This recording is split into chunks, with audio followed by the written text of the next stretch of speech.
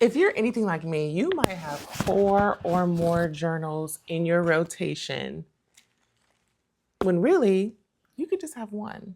My name is Kamari Creative, and I am a writer, a publisher, an author, all things creative. And I want to talk to you today about how you can condense 4 journals into one if you want to.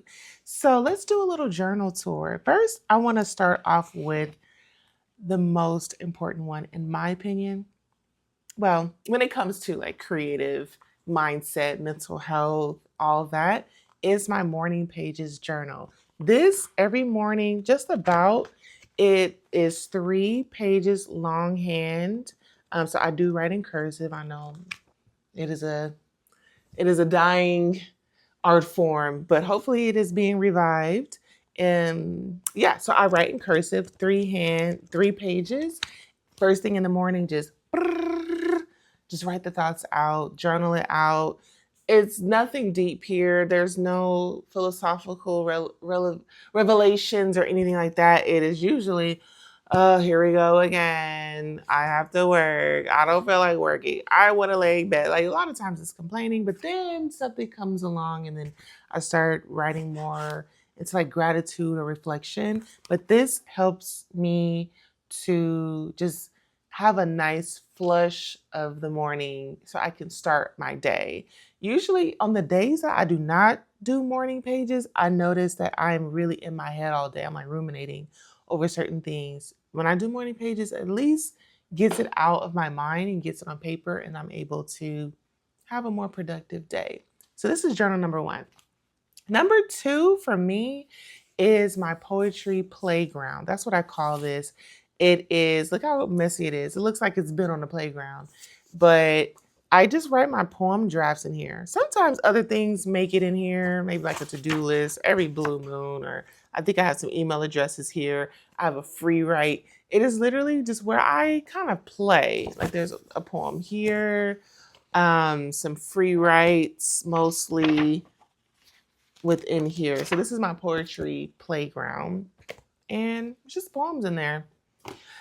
My next one is my actual diary slash journal. And I really like this one. I got it from P&T Knitwear, which is a bookstore out in New York.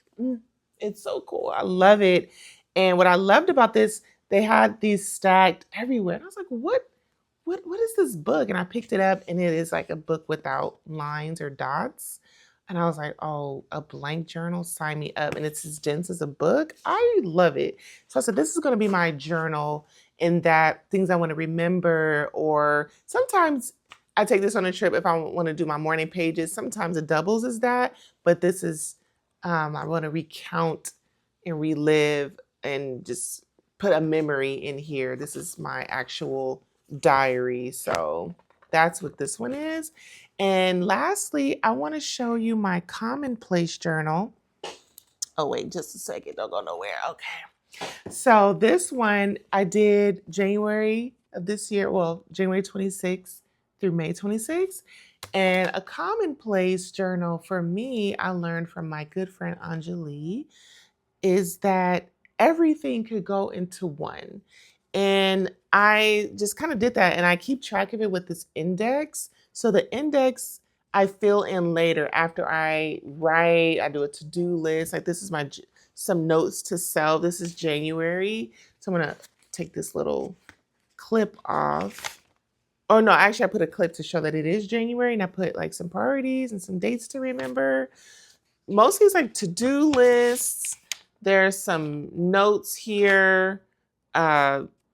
A quote, a call notes, a prayer is in here, some intentions. February goes here. There's some like a little self-devotion. There's some more notes. It's kind of like a catch-all. Sometimes there's a poem in here. There is, oh, I guess some wishes that I wished for myself. A letter to money, dear money.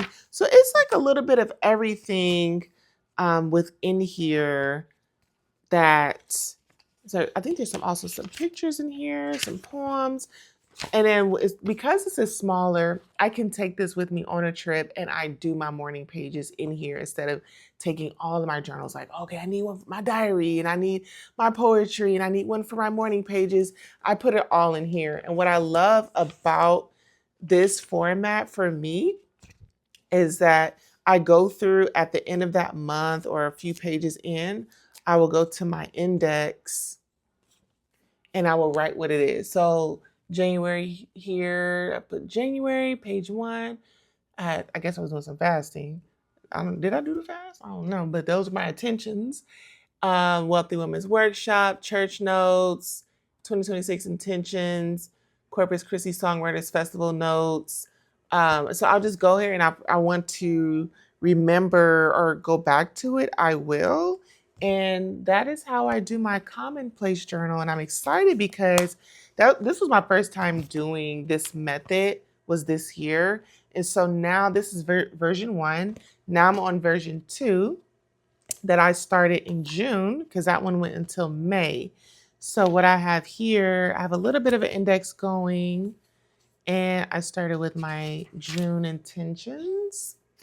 My goals, looks like I did about 3 out of 7. I made so many goals, but I did something different this year in that I did a calendar to just kind of put what I did so I can remember.